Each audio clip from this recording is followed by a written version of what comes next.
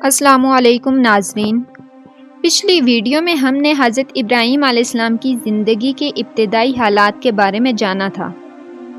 اب اس ویڈیو میں ہم جانیں گے کہ اللہ تعالیٰ کے حکم سے حضرت ابراہیم علیہ السلام نے حضرت اسماعیل علیہ السلام کو مکہ مکرمہ کی بے آب و گیا وادی میں کیسے چھوڑا۔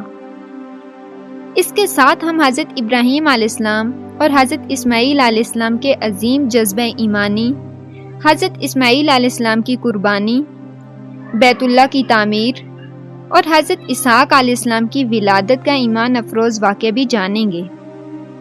ناظرین، ہاجرہ علیہ السلام کے ماں بننے پر سیدہ سارہ علیہ السلام کو فطری طور پر رشک کا احساس ہوا۔ اللہ کی قدرت دیکھیے، خود ہی ہاجرہ کو تحفے میں دیا تاکہ اولاد حاصل ہو، اور جب وہ ماں بن گئیں تو بشری تقاضے کے تحت رشک محسوس کرنے لگیں۔ اپنی اس کیفیت سے مجبور ہو کر سیدہ سارہ علیہ السلام نے حضرت ابراہیم علیہ السلام سے کہا، آپ مجھے ان کے ساتھ ایک جگہ نہ رکھیں۔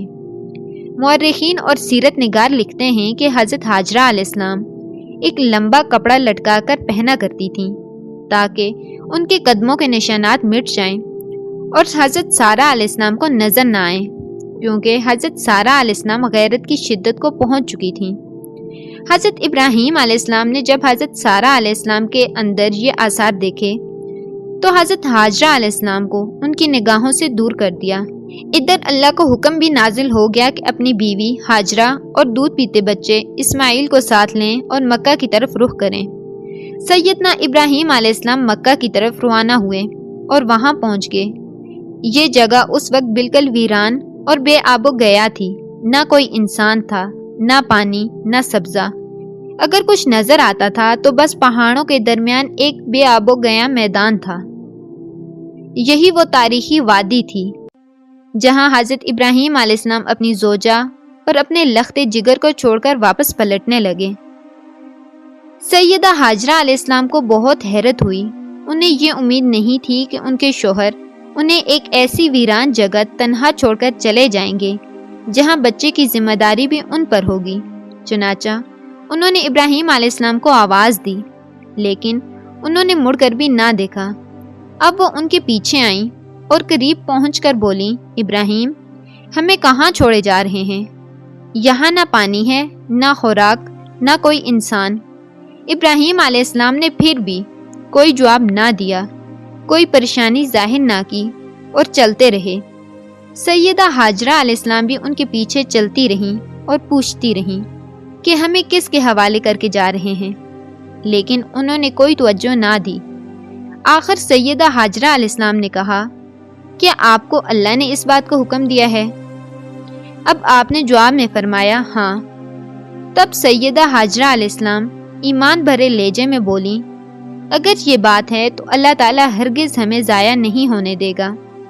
جب انسان اللہ کے حکم پر عمل کرتا ہے تو اس کے دل سے ہر قسم کا خوف نکل جاتا ہے اور اللہ اسے طرح طرح کے انعام سے نوازتا ہے۔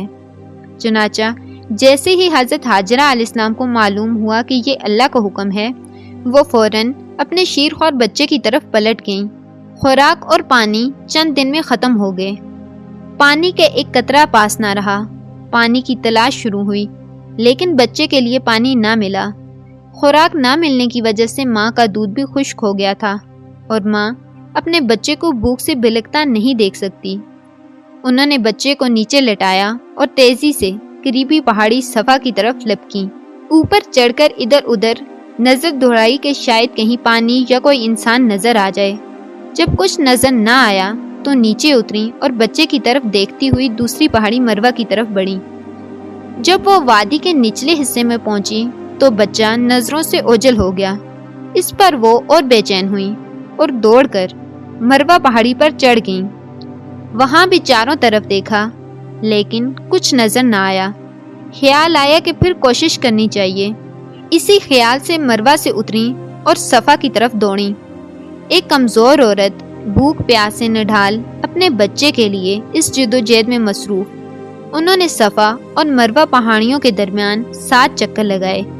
یہی وجہ ہے کہ آج بھی مسلمان حج اور عمرہ کے دوران صفا اور مروہ کے درمیان سعی کرتے ہیں تاکہ اس واقعے کی یاد تازہ ہو جائے جب وہ آخری مرتبہ مروہ پر پہنچی تو انہوں نے ایک آواز سنی۔ یہ آواز حضرت اسماعیل علیہ السلام کے قریب سے آئی تھی۔ انہوں نے پوری توجہ سے آواز سننے کی کوشش کی اور جلدی سے اسماعیل کے قریب پہنچی۔ کیا دیکھتی ہیں کہ اسماعیل کے قدموں کے نیچے سے پانی پھوٹ رہا ہے۔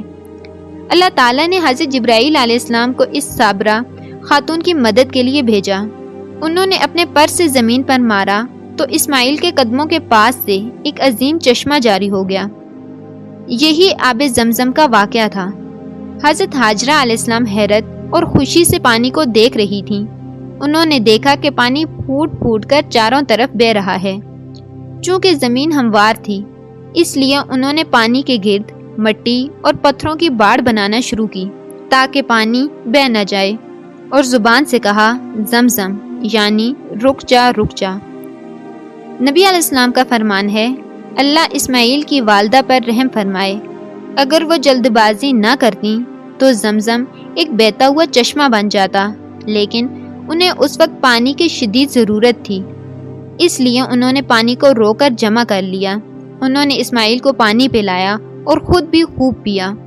یہ اللہ کی طرف سے ان کی مہمان نوازی تھی۔ چونکہ زمزم ایک چشمہ بن گیا تھا اس لیے پرندے بھی وہاں آنے لگے۔ انہی دنوں عرب کے قبیلوں میں سے ایک قبیلہ بنو جرہم یمن کو خیر آباد کہہ کر اس طرف آ رہا تھا۔ یمن میں معرب کا بہت بڑا ڈیم ٹوٹ گیا تھا، جس کی وجہ سے لوگ وہاں سے منتشر ہو کر عرب کے مختلف حصوں میں منتقل ہو رہے تھے۔ بنو جرہم بنیادی طور پر عرب تھے جو سفر میں رہتے، جہاں پانی اور چارہ نظر آتا وہاں پڑاؤ ڈال لیتے، اور جب پانی ختم ہوتا تو آگے بڑھ جاتے۔ جب یہ قبیلہ مکہ کے قریب پہنچا تو انہوں نے فضا میں پرندوں کو منڈلاتے ہوئے دیکھا۔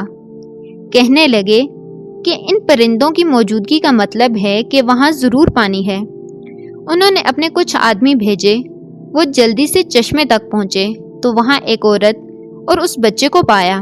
پھر قبیلے کے لوگ آئے اور وہاں پڑاؤ ڈالنے کی اجازت مانگی۔ سیدہ ہاجرہ علیہ السلام نے فرمایا، ٹھیک ہے، لیکن شرط یہ ہے کہ پانی پر تمہارا ملکیت کا حق نہیں ہوگا، تم صرف استعمال کر سکتے ہو۔ ان کے لیے یہ بہت سستا سودا تھا کیونکہ پورے قبیلے کو زندگی مل رہی تھی۔ انہوں نے فوراً حامی بھر لی اور وہاں رہائش اختیار کر لی۔ اس طرح یہ لوگ سیدہ ہاجرہ علیہ السلام کی اجازت ملنے سے وہاں رہتے رہے۔ سیدنا اسماعیل علیہ السلام بنو جرہم میں پرورش پاتے رہے۔ انہوں نے ان لوگوں سے خالص عربی زبان سیکھ لی اور فصاحت و بلاغت کے ساتھ عربی بولنے لگے۔ پھر انہی کے قبیلے میں آپ کی شادی ہوئی اور انہی کی اولاد سے عرب مستعربہ کا آغاز ہوا، جن میں تمام کائنات کے سردار محمد صلی اللہ علیہ وسلم کی ولادت ہوئی۔ بنو جرہم کی آمد اور آبادی دراصل ابراہیم علیہ السلام کی اس دعا کا نتیجہ تھی جو انہوں نے اپنی بیوی اور بچے کو وہاں چھوڑتے وقت مانگی تھی۔ اے ہمارے پروردگار، میں نے اپنی کچھ اولاد اس بے آب و گیا وادی میں تیرے محترم گھر کے پاس بسائی ہے، اور انہیں پھلوں کا رزق عطا فرمائیے تاکہ یہ شکر گزاری کریں۔ دن گزرتے رہے اور حضرت اسماعیل علیہ السلام بزرگوں کے ماحول میں عمر کی منزلیں طے کرتے رہے، یہاں تک کہ وہ سمجھ بوجھ اور دوڑ دھوپ کی عمر کو پہنچ گئے۔ ابراہیم علیہ السلام ہر سال بار بار اپنے گھرانے کی دیکھ بھال کے لیے مکہ کے چکر لگاتے تھے۔ جب حضرت اسماعیل علیہ السلام نے ہوش سنبھالا تو ایک بار پھر ایک عظیم آزمائش کا وقت آ گیا۔ ہوا یوں کہ ایک مرتبہ حضرت ابراہیم علیہ السلام مکہ تشریف لائے اور ایک جگہ آرام کے لیے بیٹھے تو نیند کی وادی میں پہنچ گئے۔ نیند میں انہوں نے خواب دیکھا کہ وہ اپنے لخت جگر کو اپنے ہاتھوں سے ذبح کر رہے ہیں، ساتھ ہی آنکھ کھل گئی۔ حضرت ابراہیم علیہ السلام جانتے تھے کہ انبیاء کرام کے خواب حقیقت ہوتے ہیں، اللہ تعالیٰ کی طرف سے وحی ہوتے ہیں، اور شیطان کسی صورت ان کے خواب میں تسلط حاصل نہیں کر سکتا۔ لہٰذا انہوں نے اس خواب کے مطابق عمل کرنے کا پختہ ارادہ کر لیا اور کسی قسم کی پریشانی کا شکار نہ ہوئے۔ اللہ رب العزت نے اس عظیم اور روح پرور واقعے کا قرآن مجید میں ذکر کرتے ہوئے فرمایا، اور ابراہیم نے کہا، میں تو ہجرت کر کے اپنے پروردگار کی طرف جانے والا ہوں، وہ ضرور میری رہنمائی فرمائے گا۔ اے میرے رب، مجھے نیک اولاد عطا فرما۔ تو تو ہم نے انہیں ایک بردبار بچے کی بشارت دی۔ پھر جب وہ بچہ اتنی عمر کو پہنچا کہ ان کے ساتھ دوڑ دھوپ کر سکے تو ابراہیم نے کہا، اے میرے پیارے بیٹے، میں نے خواب دیکھا ہے کہ میں تجھے ذبح کر رہا ہوں، اب تو بتا تیری کیا رائے ہے؟ یہاں سوال پیدا ہوتا ہے کہ ابراہیم علیہ السلام نے حضرت اسماعیل علیہ السلام سے مشورہ کیوں لیا؟ وہ چاہتے تو اسماعیل کو سوتے میں ذبح کر دیتے اور اس طرح اللہ کا حکم بجا لاتے۔ وہ بیٹے کے پاس کیوں گئے اور ان سے مشورہ کیوں لیا؟ جی ہاں ناظرین، یہ بات یاد رکھنے کے قابل ہے کہ ہر مسلمان پر لازم ہے کہ وہ اپنے دوسرے مسلمان بھائی کو اجر و ثواب میں شامل کرنے کی کوشش کرے۔ حضرت ابراہیم علیہ السلام نے بیٹے کو ثواب میں شامل کرنے کے لیے انہیں اللہ کے حکم سے آگاہ کیا۔ وہ یہ نہیں چاہتے تھے کہ تنہا ہی اجر لے لیں، بلکہ دوسرے کے ثواب کو بھی پیش نظر رکھا۔ والدین کے لیے آپ کے اس انداز میں یہ نصیحت موجود ہے کہ اولاد کو ثواب کے مواقع پر ساتھ شامل کریں، ان کی صحیح تربیت کریں۔ اگر صدقہ کرنے کا موقع ملے تو بچوں کے ذریعے صدقہ کرائیں تاکہ انہیں بھی اللہ کی راہ میں خرچ کرنے کی عادت پڑے۔ جب کسی دینی مجلس میں بیٹھنے کا موقع ملے تو اپنی اولاد کو بھی ساتھ لے کر جائیں۔ حضرت ابراہیم علیہ السلام کے پوچھنے پر حضرت اسماعیل علیہ السلام نے کیا خوبصورت جواب دیا، سبحان اللہ۔ انہوں نے فرمایا، اے ابا جان، آپ کو جو حکم دیا جا رہا ہے اسے کر گزرے۔ یہ نہیں کہا کہ مجھے کیوں ذبح کر رہے ہیں، بلکہ فوراً تسلیم و رضا کا مظاہرہ کیا، کیونکہ وہ جانتے تھے کہ انبیاء کا خواب وہی ہوتا ہے۔ اس لیے بغیر کسی پریشانی کے اپنے باپ کی فرما برداری کی۔ انہوں نے آگے فرمایا، انشاءاللہ آپ مجھے صبر کرنے والوں میں سے پائیں گے۔ علماء کرام فرماتے ہیں کہ اس جملے میں ان کا انتہائی ادب و احترام شامل ہے اور اس میں زبردست توکل موجود ہے۔ انہوں نے یہ نہیں کہا کہ آپ مجھے صابر پائیں گے، بلکہ اللہ کی معیشت کو جملے میں شامل کیا اور فرمایا انشاءاللہ۔ لہٰذا مسلمانوں کو اپنے بلبوتے پر بھول میں نہیں پڑنا چاہیے۔ یہ نہ کہیں کہ میں صبر کروں گا یا میں فلاں کام کرنے کی طاقت رکھتا ہوں، بلکہ یوں کہیں کہ اگر اللہ نے چاہا تو میں صبر کروں گا، یا اگر اللہ نے چاہا تو فلاں کام کروں گا۔ اپنے علم اور طاقت کے دھوکے میں پڑنا سراسر نادانی ہے۔ ہر چیز کا تعلق اللہ کی معیشت سے قائم کریں، جیسا کہ اللہ تعالیٰ فرماتے ہیں، اور ہرگز کسی کام پر یہ نہ کہنا کہ میں اسے کل کروں گا، مگر یہ کے ساتھ انشاءاللہ کہہ لینا۔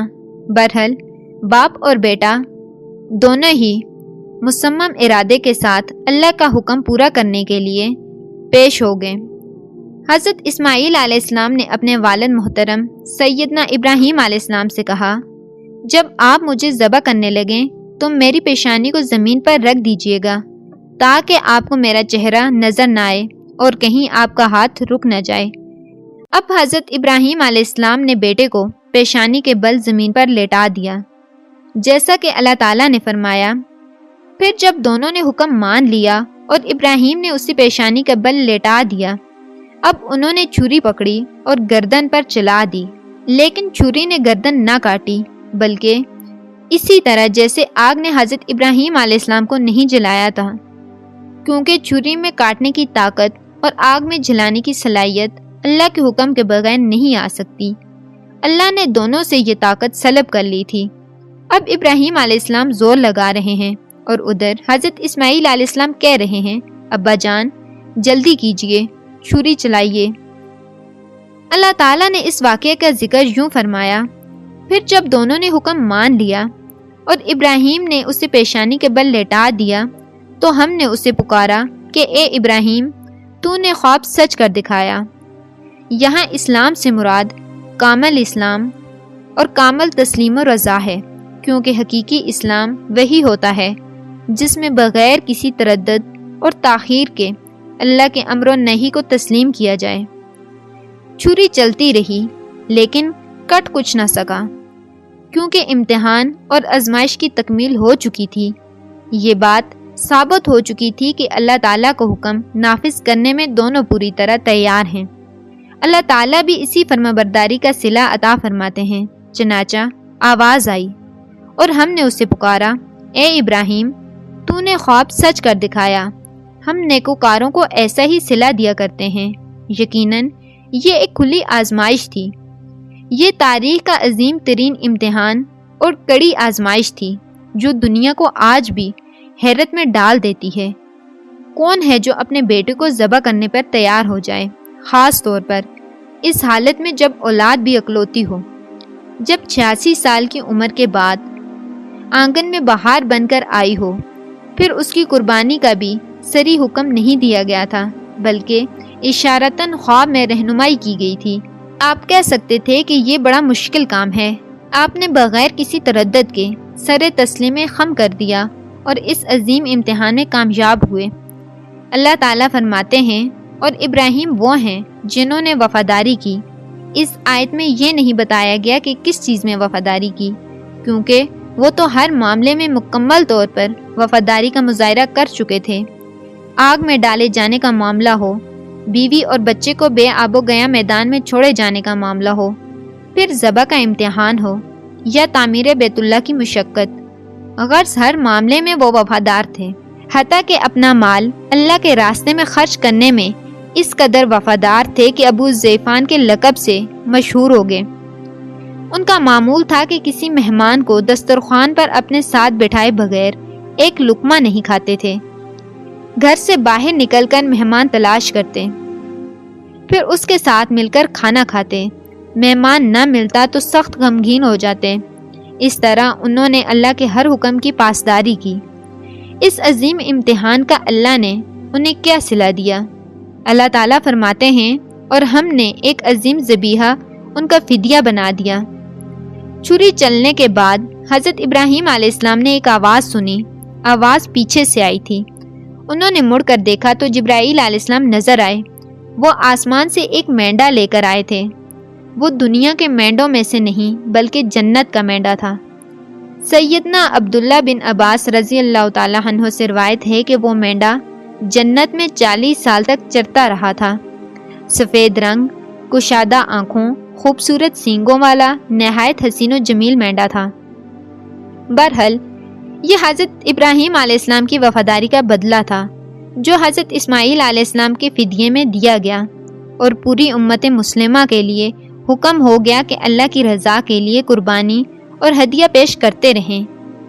کعبے کے پاس ہر عید الاضحیٰ میں ہر سال یہ سنت تازہ کی جاتی ہے، اور اس کے ساتھ ساتھ پوری زمین کے تمام خطوں پر بسنے والے مسلمان بھی اس عظیم فرمانبرداری کی علامت کے طور پر قربانی پیش کرتے ہیں۔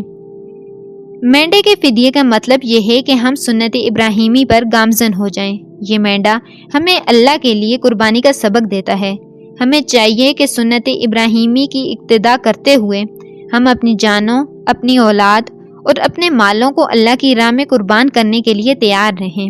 اللہ تعالیٰ فرماتے ہیں، اور ہم نے اسے ایک عظیم ذبیحہ عطیہ کیا، اور ہم نے بعد میں آنے والوں میں اس کا ذکر خیر باقی رکھا۔ سلامتی ہو ابراہیم پر، ہم نیکوکاروں کو ایسا ہی صلہ دیتے ہیں۔ یقیناً وہ ہمارے مومن بندوں میں سے تھا۔ اور اسی طرح اللہ تعالیٰ فرماتے ہیں، اور ہم نے اسے نیکوکار نبی اسحاق کی ولادت کی خوشخبری سنائی۔ یہ خوشخبری فلسطین کی طرف واپس لوٹنے کے بعد سنائی گئی تھی، ایک اکلوتے بیٹے کی قربانی کے لیے تیار ہو جانے کے صلے میں۔ اور حضرت سارہ علیہ السلام کی عظمت و تکریم کے مد نظر اللہ تعالیٰ نے حضرت اسحاق علیہ السلام کی خوشخبری سنائی۔ یہ آیت ذبح کے واقعے کے بعد بیان ہوئی ہے۔ اس سے معلوم ہوا کہ پچھلی آیات میں حضرت اسحاق کے علاوہ جس بیٹے کا ذکر ہوا تھا وہ اسماعیل علیہ السلام ہی تھے، اگرچہ یہودی روایات میں اسحاق علیہ السلام کو ذبیح قرار دیا جاتا ہے، جو کہ بالکل غلط ہے، کیونکہ واقعے کے بعد حضرت اسحاق علیہ السلام کی بشارت مل رہی ہے۔ پھر وہ پیدا ہونے سے پہلے ہی ذبیح کیسے بن گئے؟ اس لیے یہ قطعی بات ہے کہ حضرت اسماعیل علیہ السلام ہی ذبیح اللہ ہیں۔ بہرحال اس شدت اور آزمائش میں بے مثال کامیابی کے بعد حضرت ابراہیم علیہ السلام فلسطین آئے، اور 120 سال کی عمر میں انہیں حضرت اسحاق علیہ السلام کی بشارت ملی، جبکہ سارہ علیہ السلام کی عمر 90 سال تھی اور ان پر بڑھاپا طاری ہو چکا تھا۔ ایسے میں 3 فرشتے آئے۔ وہ بنیادی طور پر قوم لوط کی تباہی کے لیے آئے تھے۔ راستے میں اللہ کے حکم سے حضرت ابراہیم علیہ السلام اور ان کی اہلیہ سارہ علیہ السلام کو خوشخبری سنانے کے لیے انسانی شکل میں آئے۔ ابراہیم علیہ السلام تو پہلے ہی بہت مہمان نواز تھے، انہیں دیکھ کر بہت خوش ہوئے کہ مہمان آگے ہیں۔ فرشتوں نے انہیں سلام کیا۔ حضرت ابراہیم علیہ السلام نے اسلام کا جواب دیا۔ وہ سمجھے کہ یہ لوگ ان کی بستی کے رہنے والے تو نہیں ہیں، لیکن ان پر سفر کے نشانات بھی نہیں ہیں، جیسا کہ دور سے چل کر آنے والوں پر ہوتے ہیں، نہ ان کے پاس سواریاں ہیں۔ قرآن مجید میں آتا ہے، فرشتوں نے سلام کیا تو ابراہیم نے بھی سلام کیا اور دل میں خیال کیا کہ یہ اجنبی لوگ ہیں۔ پھر وہ اپنی مہمان نوازی کی عادت کے مطابق انہیں اندر لے آئے اور ان کے لیے کھانے کا انتظام کیا۔ اللہ تعالیٰ فرماتے ہیں، اور ہمارے بھیجے ہوئے فرشتے ابراہیم کے پاس خوشخبری لے کر آئے تو انہوں نے سلام کیا۔ ابراہیم نے سلام کا جواب دیا اور فوراً ایک بھنا ہوا بچڑا لے آئے، اور بچڑا بھی موٹا تازہ تھا۔ ان کے سامنے کھانا پیش کیا، لیکن وہ بلا کب کھانے کی طرف ہاتھ بڑھانے والے تھے۔ یہ دیکھ کر حضرت ابراہیم علیہ السلام نے خوف محسوس کیا کہ کہیں یہ دشمن نہ ہوں۔ اس وقت فرشتوں نے کہا، اے ابراہیم، ڈریے نہیں، ہم قوم لوط کی طرف بھیجے گئے ہیں۔ اس کے بعد فرشتوں نے یہ خوشخبری سنائی، ہم انہیں اسحاق کی پیدائش کی خوشخبری دیتے ہیں، اور اسحاق کے بعد ان کے بیٹے یعقوب کی بھی، یعنی بہت جلد ہم اسحاق سے تیری ویران گود کو آباد کریں گے، اور تو اپنی زندگی میں اس کے بیٹے یعقوب کو بھی دیکھے گی۔ اب 3 بشارتیں جمع ہو گئیں۔ بیٹا پیدا ہوگا، لمبی عمر ملے گی، یعنی بیٹا جوان ہوگا، اور پھر وہ اپنے پوتے کو بھی دیکھے گی۔ اس سے بڑھ کر کیا عزت اور تکریم ہو سکتی ہے؟ اسی لیے جب نبی کریم صلی اللہ علیہ وسلم سے پوچھا گیا، کریم یعنی سب سے عزت والا کون ہے، تو آپ صلی اللہ علیہ وسلم نے فرمایا، کریم بن کریم بن کریم بن کریم، یعنی یوسف بن یعقوب بن اسحاق بن ابراہیم علیہ السلام۔ مطلب یہ کہ نبی بن نبی بن نبی بن نبی، یہ یوسف علیہ السلام کی شان ہے کہ خود بھی کریم، باپ بھی کریم، دادا بھی کریم اور پردادا بھی کریم۔ اس سے بڑھ کر شرف کیا ہو سکتا ہے؟ بہرحال فرشتوں نے انہیں خوشخبری سنائی اور ابراہیم کو ایک صاحب علم لڑکے کی بشارت دی۔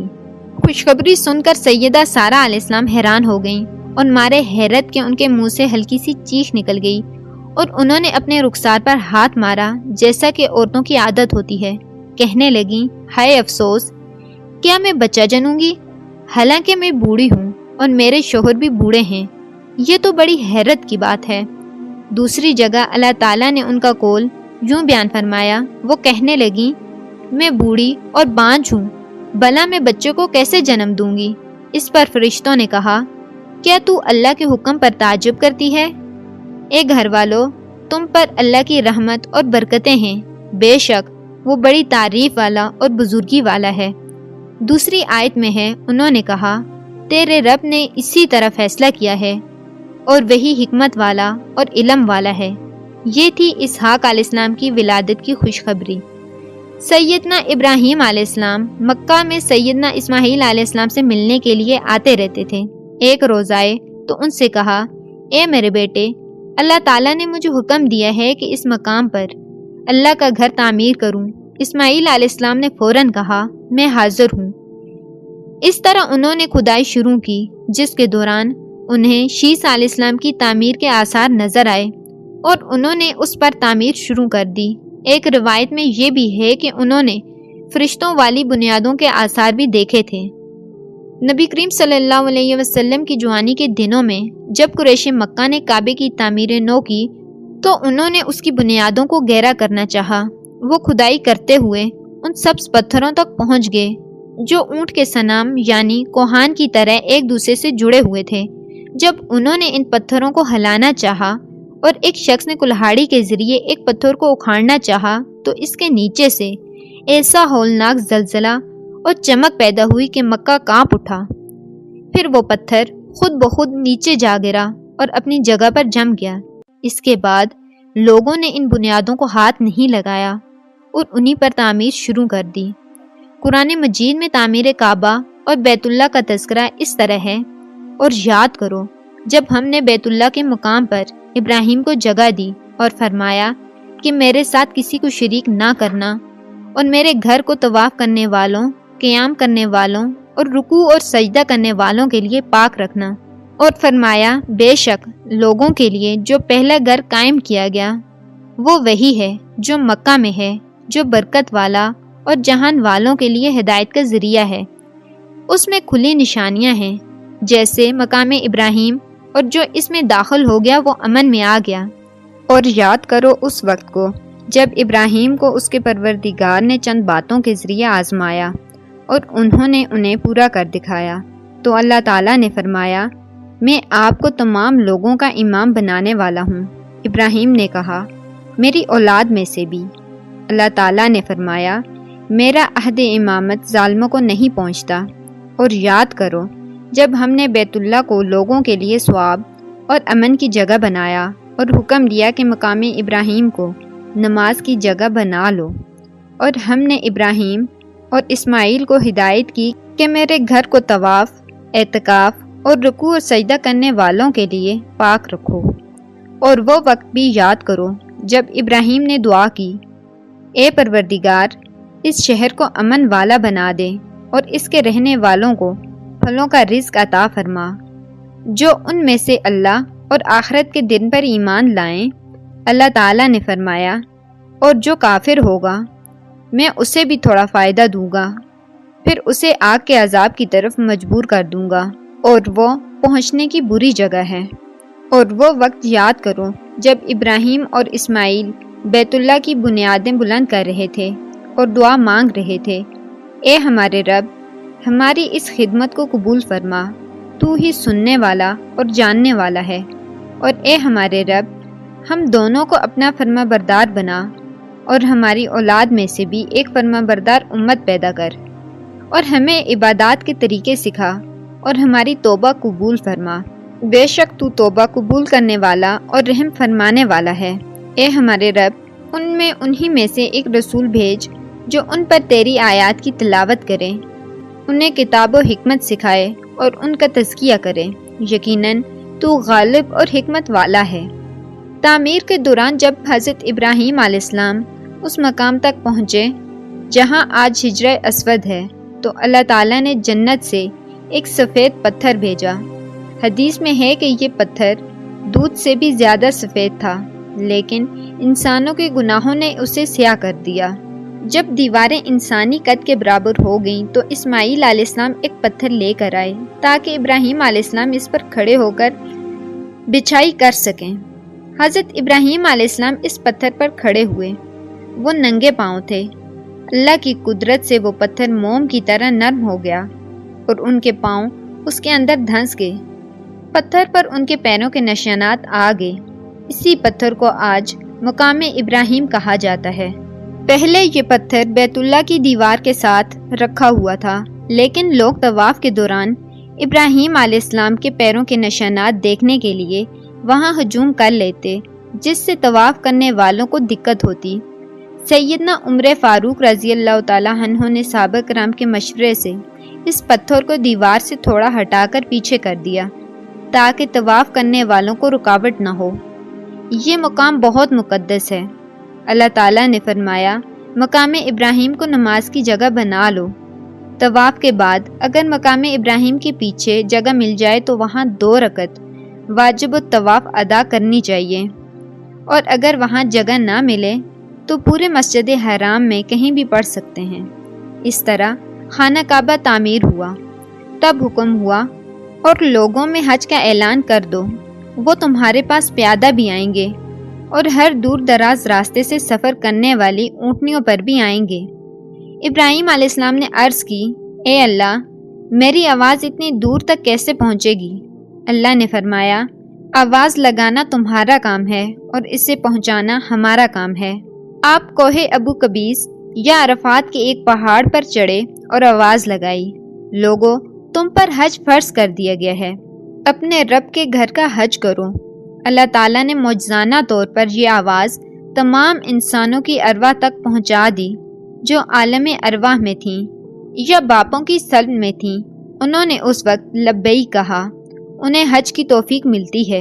دوسرا معجزہ یہ ہوا کہ اللہ اور اس کے رسول کی محبت لوگوں کے دلوں میں ڈال دی گئی۔ لوگ جوگ در جوگ پیادہ اور سوار ہو کر حج کے لیے آنے لگے اور یہ ویران علاقہ آباد ہونے لگا۔ یہ تھے حالات اور واقعات سیدنا ابراہیم علیہ السلام کے۔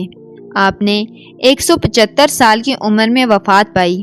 آپ سے پہلے سیدہ حاجرہ علیہ السلام کا انتقال ہوا اور ان کی وفات کے کچھ عرصے بعد سیدہ سارہ علیہ السلام 127 سال کی عمر میں وفات پا گئیں۔ ان دونوں کی وفات کے بعد آپ غمگین رہنے لگے۔ آخر اتنی لمبی مدت تک ساتھ رہا تھا۔ آپ خلیل الرحمن تھے۔ آپ پر صحائف نازل ہوئے اور آپ اللہ کے بے حد شکر گزار بندے تھے۔ ناظرین، اگر آپ کو یہ واقعہ پسند آیا ہو تو ویڈیو کو لائک کریں، اپنے دوستوں کے ساتھ شیئر کریں اور ایسے ہی مزید ایمان افروز اسلامی واقعات دیکھنے کے لیے ہمارے چینل کو سبسکرائب کریں۔ اللہ تعالیٰ آپ کو جزائے خیر عطا فرمائے۔ آمین۔